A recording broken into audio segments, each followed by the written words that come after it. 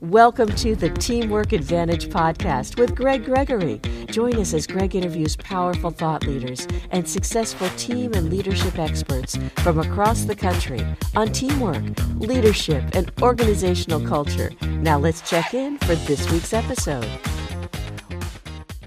Welcome to the Teamwork Advantage, a podcast dedicated to teamwork, leadership, and culture, or what I call the TLC of business. Hi, my name is Greg Gregory, certified speaking professional and founder and host of the Teamwork Advantage. We're excited to have you join us here today. We are excited to have Billy Shepard joining us here today, talking to us in a whole different aspect. We're into season 4 of our podcast, and we're really pumped up about things that we're starting to do and the differences we're making. So please, if you like the podcast, everything, please, at the bottom, be sure to knock us up a notch by simply subscribing and liking us on the podcast channel that you're listening on. A little bit of a background on our guest today, a lifelong devotion to the arts. Billy Shepard has been a professional actor, as well as acting and presentation coach for over 40 years.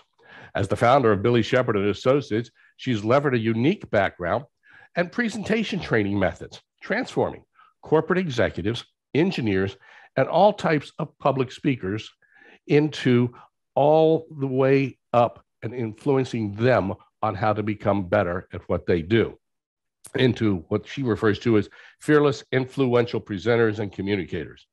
Her clients include corporations such as a company you might have heard of, Facebook, Uber, Intuit, Genentech, Rackspace, Cisco, and thousands of other actors around the United States and the world. She's appeared in lead role in equity productions, been featured on numerous television productions, including one of my favorite shows back in the day, Nash Bridges with Don Johnson and Cheech Marin, and many national regional commercials. She holds a creative arts bachelor's degree and a master's in theater arts from San Jose State University. She wrote her master's thesis entitled, and this is fascinating, The Actor Within, an exploration of present moment in business presentations on the effects of present moment awareness. And that is so key today in a pandemic world that we're still in. Being able to be in the moment and being able to speak eloquently is critical to building your team and getting the culture just right. Billy Shepard, welcome to the Teamwork Advantage. Well, that was one of the nicest welcomes and introductions I've ever received. Thank you, Greg. Not a problem. I was just amazed when reading over your IMDb page, your website, and things of that nature with your accolades and everything. It's just fascinating to see everything that you've got. I want to find out a little bit about you. How did you go from doing some acting, maybe as a child, being in your high school drama plays or wherever you got started? How did you move up and get into equity productions? And then what was it that triggered you to want to help other people become better speakers and presenters? And then how do we tie that into business today? Because that's unique. Oh, that's a well. That's a loaded question, I know. Essay. I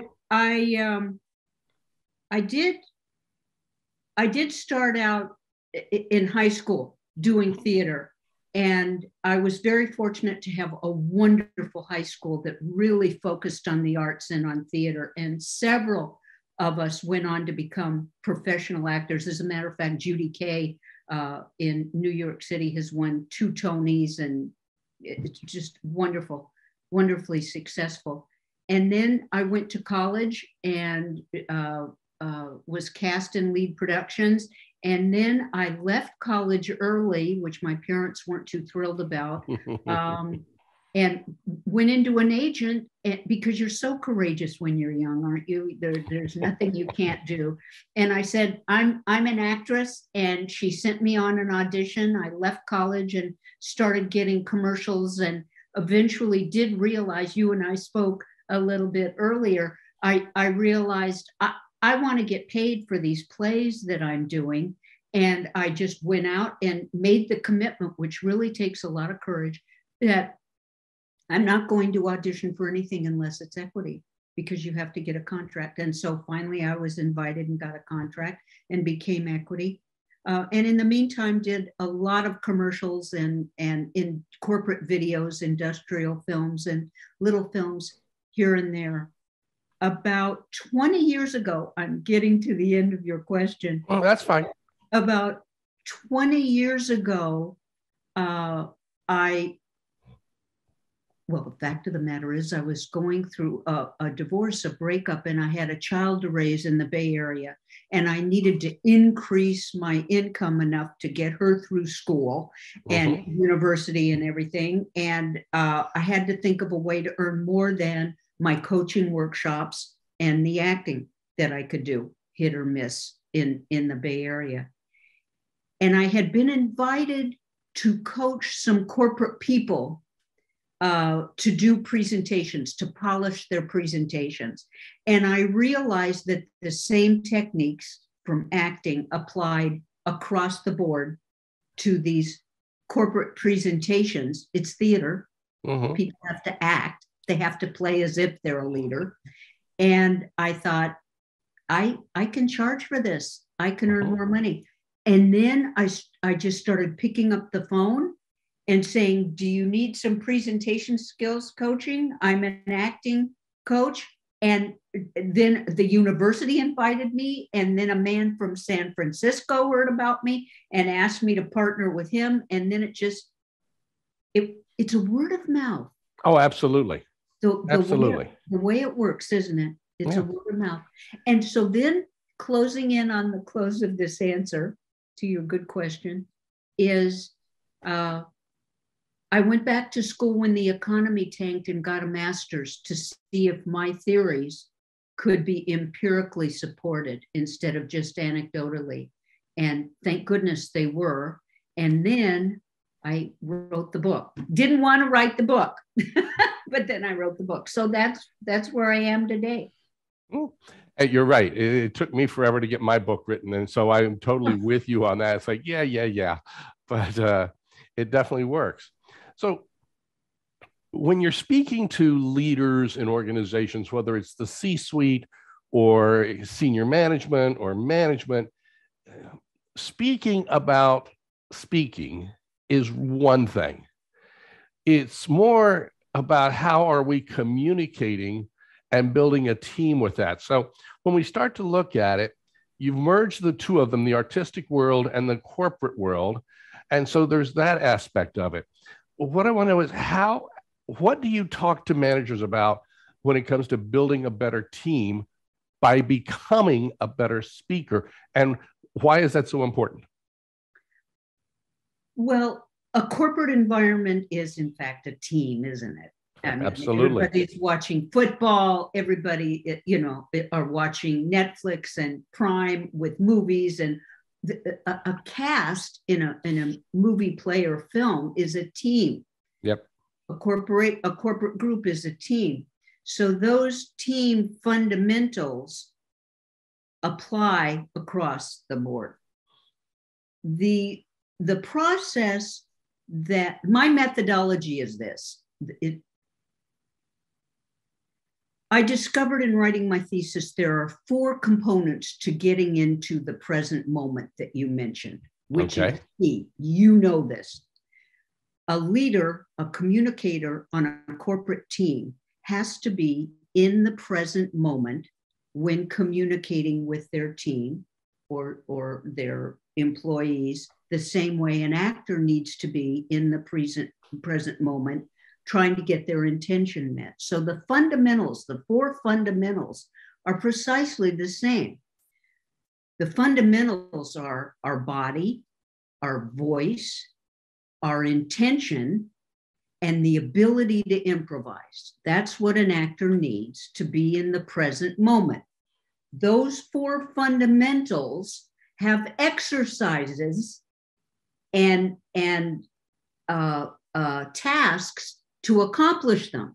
So I begin if I'm doing an 8-hour workshop over 2 days, we start with the breathing for the body and getting the body present. We go to the voice and do vocal exercises to get the voice opened up and accommodating what we need to say.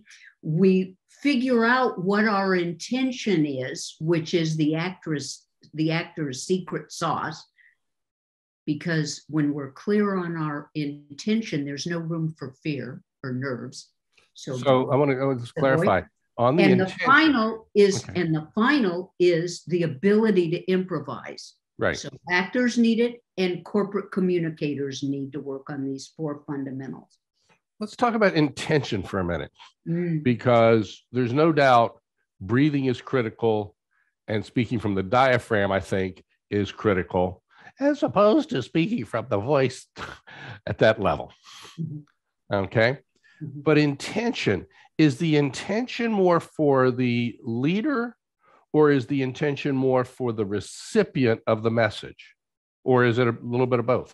It's 50-50, but the intention, a clear intention, and I do have to say this, it takes time to figure out one's intention specifically. There's a general intention,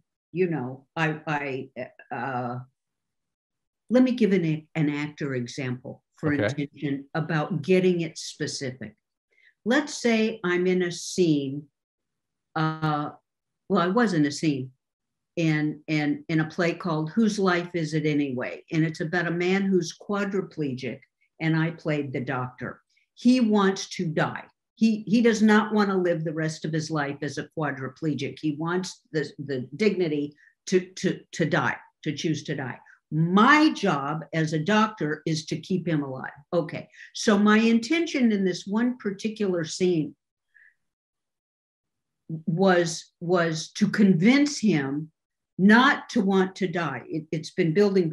Okay, and the scene wasn't playing. I wasn't in the present moment. I was acting. You know the difference when an actor's acting or when an actor is being. And I couldn't get to that point of being.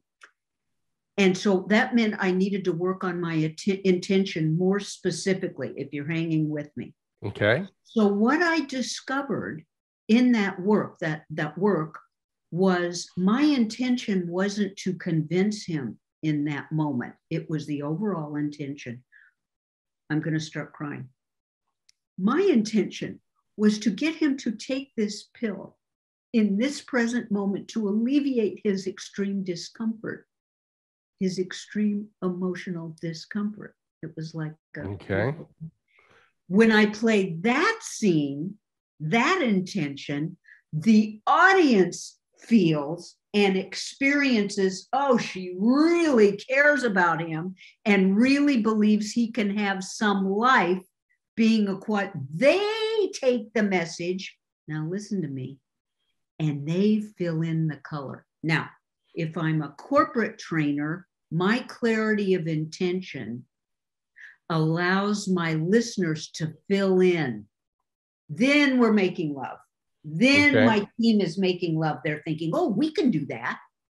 We can add, more influx into the electricity and get it up data points. And if they're playing with me. So a leader must learn to be specific on intention, and that equals being concise so that the team can fill in the details. There it is. So the team can fill it in, not be told what to do. Yes.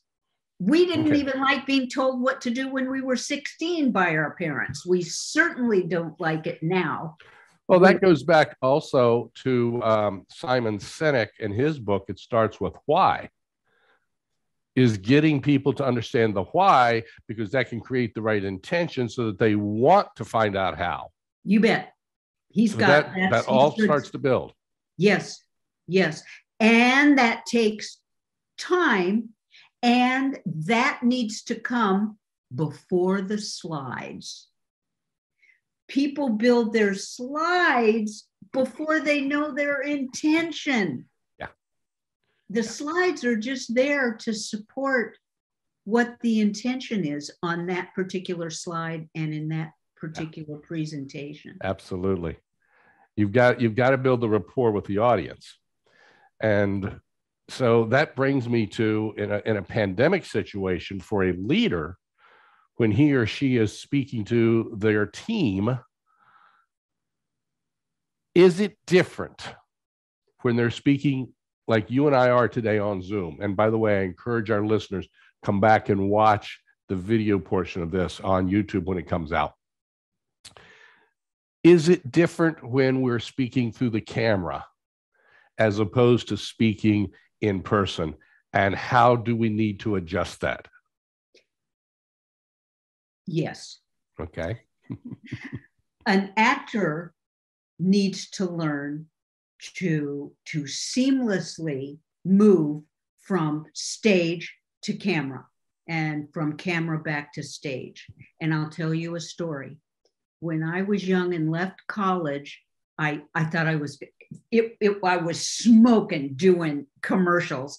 And I can remember driving from a commercial shoot to the theater that night to do a performance. And I thought, oh, I've got this knocked. I'm going to make a fortune doing commercials and then do theater at night, my passion.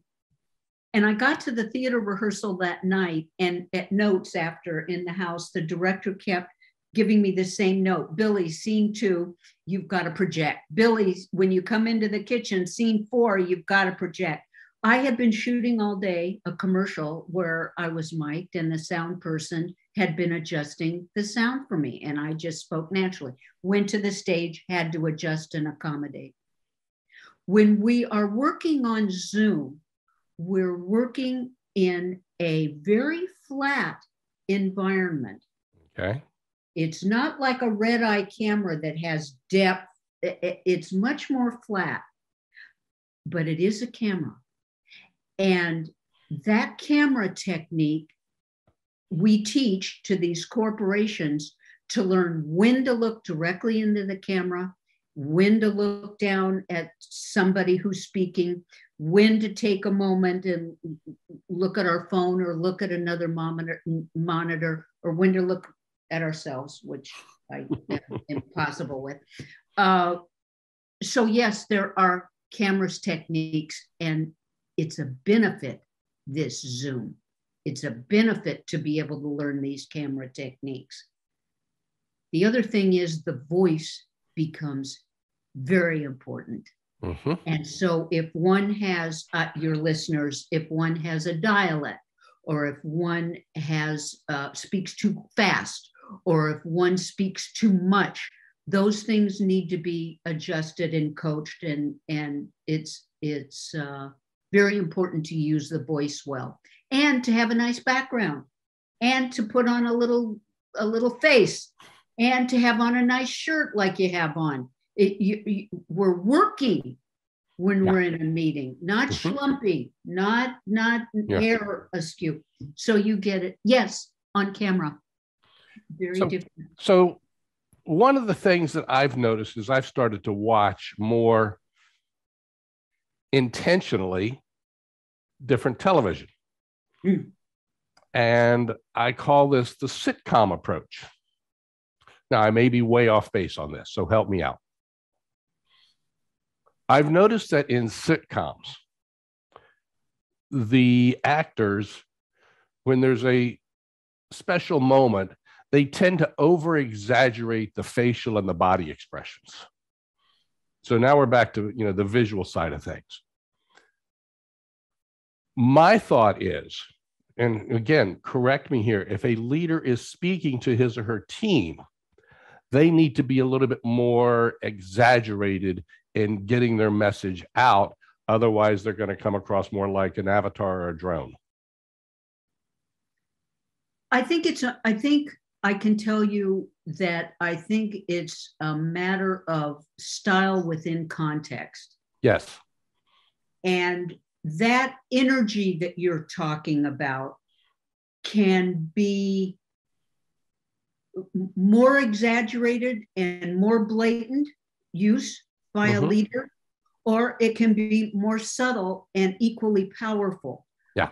The style of the speaker is, I get touched. When you get older, you get touched by things. The style of the speaker is the gift. I don't want to in any way diminish the style, because that's the thing that makes each individual delicious, as far as I can, how they see it.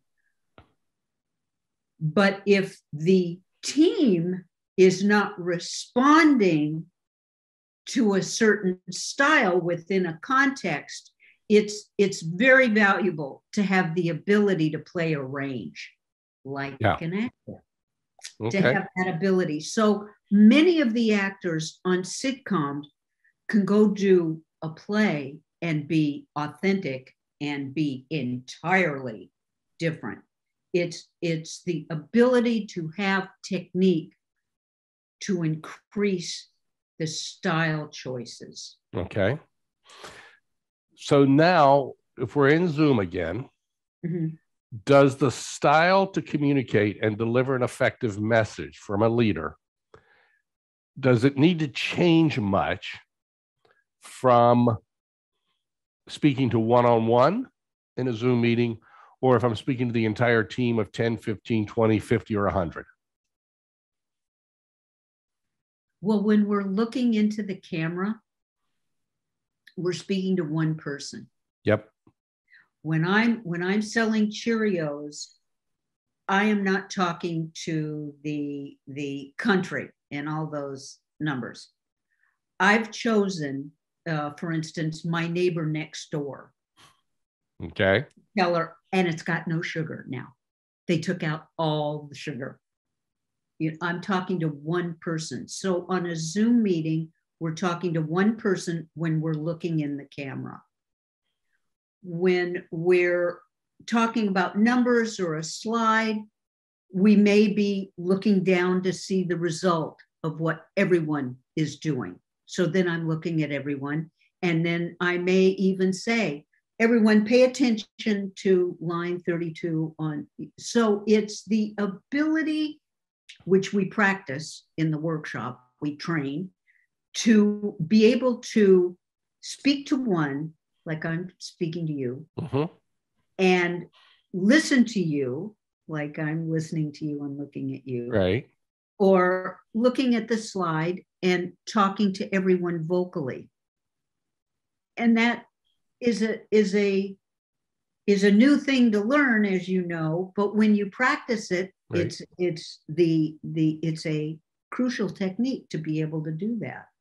Okay. So even if we're speaking to a team of 15 or 20, when we're looking right into the camera, it's as if we're speaking to just one. Yes. Okay. Yes. And then when we're speaking to one person one-on-one, whether we're looking directly into the camera or looking at the person, it is still just one-to-one. And then when I go aside like this, if I want to look at something else, I want to speak to the whole group. Yes. It might look like that. Yes, because the camera does all the work. That's the difference here. The camera, it scientifically, energetically pulls what's inside our brain and inside our emotions. It does all the work.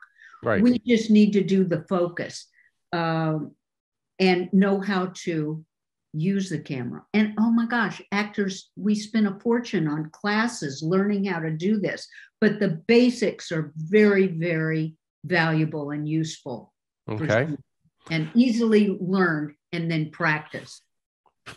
Keyword is practiced. It's not something you're going to learn and do perfectly the first time.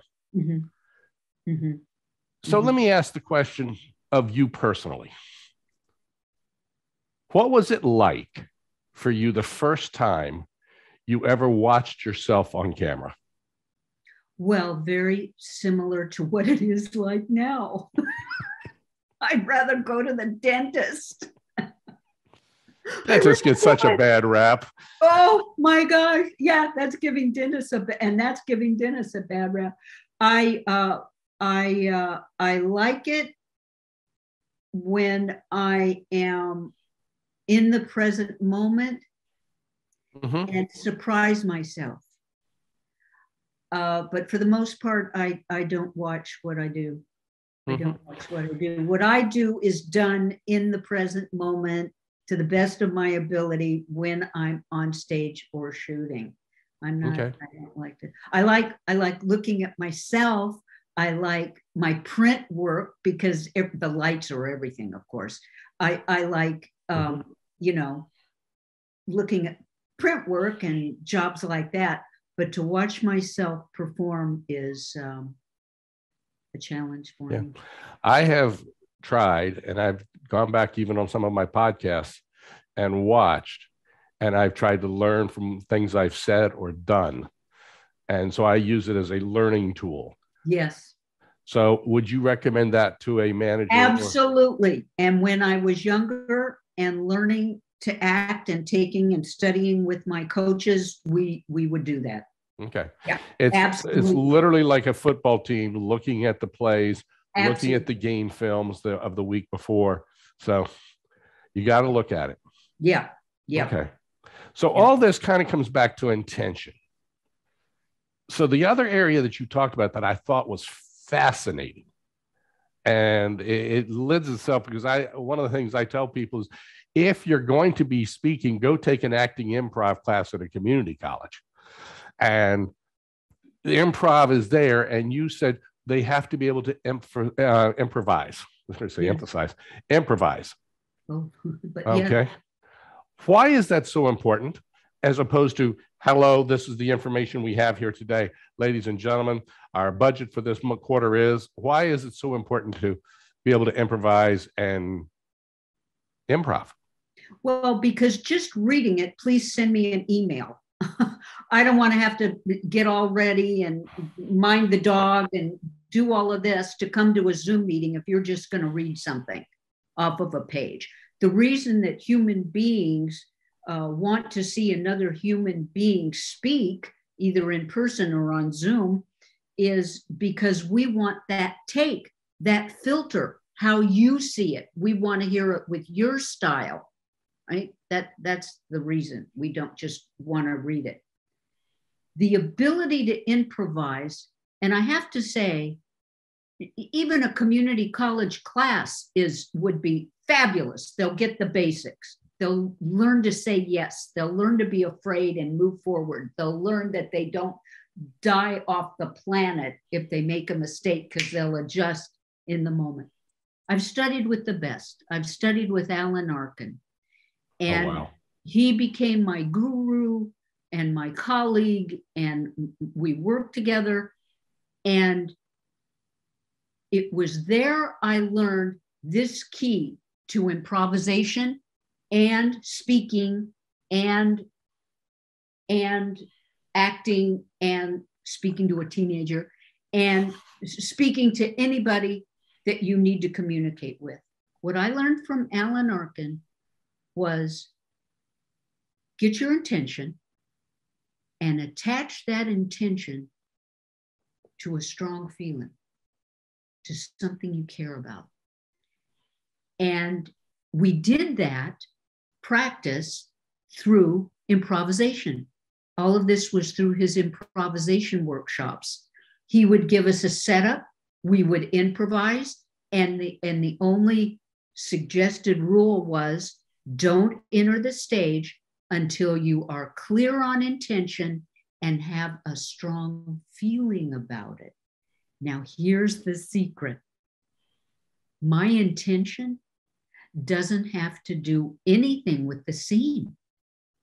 My intention can be anything as long as I have a strong feeling about it, because isn't that how human beings work?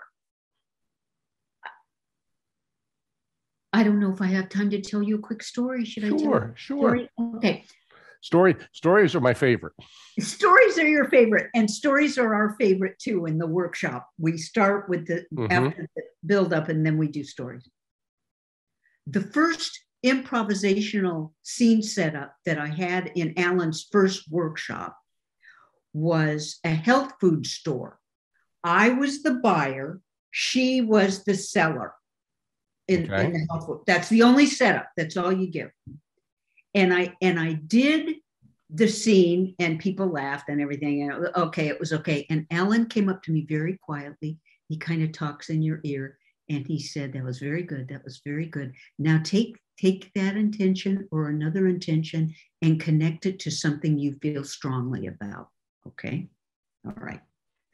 Don't enter the stage, he said, until it's connected to a strong feeling. Okay, we started the scene again. I had yelled at a student back in San Francisco. We were in Austin, Texas at the time. I had yelled at a student. I won't go into the whole story, but I was mistaken. Okay. Turned out he was an emergency room doctor and he didn't know his lines because he was working until 4 a.m. as an emergency room doctor. That's a good excuse. And I had yelled at him. I apologized. It was awful and he forgave me. Okay. But I realized I needed to stop yelling at students after all this time. So what did I choose in Austin, Texas, years later? I chose, I'm going to this health food store to calm my nerves. I don't need to be so nervous that I'm yelling at a student first, okay? I really wanted something to calm my nerves. And I felt strongly about it. And I went in to do the scene. And this woman, whatever the heck she chose as her intention, was to not stop talking. She would not stop talking so that I could say, excuse me, I'm in desperate need of something that will calm my nerves. She wouldn't shut up. It was unbelievable. Now, here's the improvisation piece. I didn't say anything to her because I was so clear on my intention that I didn't have to say anything. I had to listen to her so I could find a place to get in to ask, please, I need something. All right. So the audience, when I looked out at the audience when we were done, Alan was literally on the floor, pounding the floor, laughing. The audience, they had chairs that they were pounding, laughing, because it was so real, because my intention meant something to me in that moment. Now, I know that's a long story, but if you're a leader in a corporation, you best have that intention mean something to you and your team. So when you went back in, I want to make sure the listeners are clear on this. When you went back in that second time, your intention was, I've got to find something that's going to calm me down. Yes. So you believed in that right here in your heart. Yes. And for me to do that, I had to take it takes courage. It takes guts to play your intention. It does.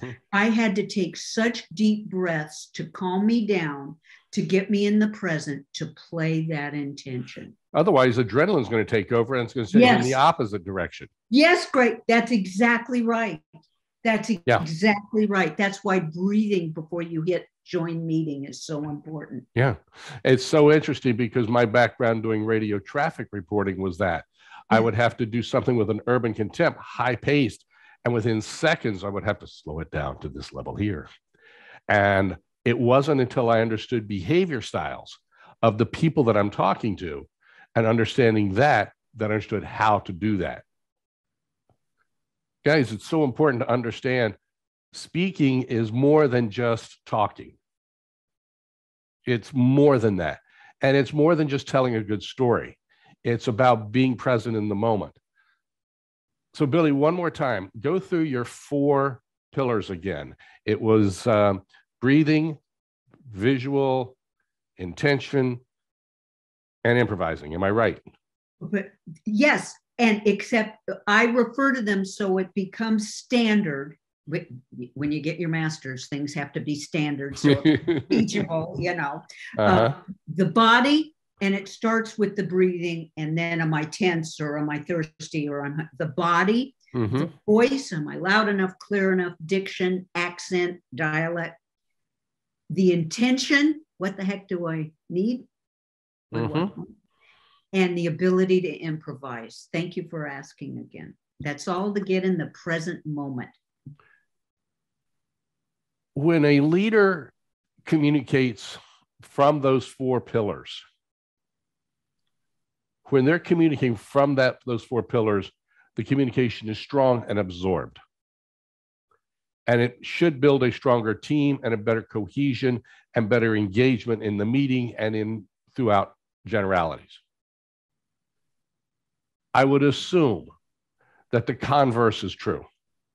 That if they're if the leader is not coming from a place of intention, they haven't practiced their breathing, they aren't paying attention to their body language, any of those things of that nature, and then they're not improvising, they're staying rigid to their script, then a team can collapse around that. And that's critical in a pandemic world. Am I right? You are absolutely right. And that was really well articulated. And what it can affect it so deeply is the culture of the entire corporate structure. Mm-hmm. And then it affects the culture of the community. Yeah. And a lot of that is going on now. It's the decline of this being authentic with each other, communication, and it can affect the culture. So it starts one-on-one, it starts with our team, and it spreads through the culture. Absolutely powerful, because that's exactly what we talk about is teamwork, leadership, culture. If you think about it like a Venn diagram, the TLC, it absolutely is critical. And throughout all of that, communication is there, and how we communicate is powerful. Billie, this has been enjoyable. Thank you so much. People can get out to you. I see your book over your shoulder there. You want to tell everybody how they can get hold of your book? Oh, it's easy. Go to Amazon, The Billie Shepard Presentation Method. Okay. And you can go to my website, billieshepard.com. Beautiful. I'm excited. I'd love to have you back again, get into some more depth, maybe even a micro training session on something for some folks. That would be absolutely awesome. It's been a privilege to have you here. Folks, the podcast, The Teamwork Advantage, is absolutely here, where we share skills. We share techniques, ideas that you can act on immediately. And Billie has given us those today. The secret is, are you going to act on them? Remember, one of my phrases is, knowledge is not power without implementation. That is so critical. Until next week, remember that having a good day is just being average. When you listen to the Teamwork Advantage, we know you are not average. So hit the like button, subscribe, and until next week, remember to have an excellent and exceptional day. Take care. Bye-bye. You've been listening to the Teamwork Advantage with Greg Gregory. Be sure to like, subscribe, and activate the bell icon to be notified of future episodes. To learn more about how Greg can help your organization develop a powerful winning culture, visit teamsrock.com. That's teamsrock.com.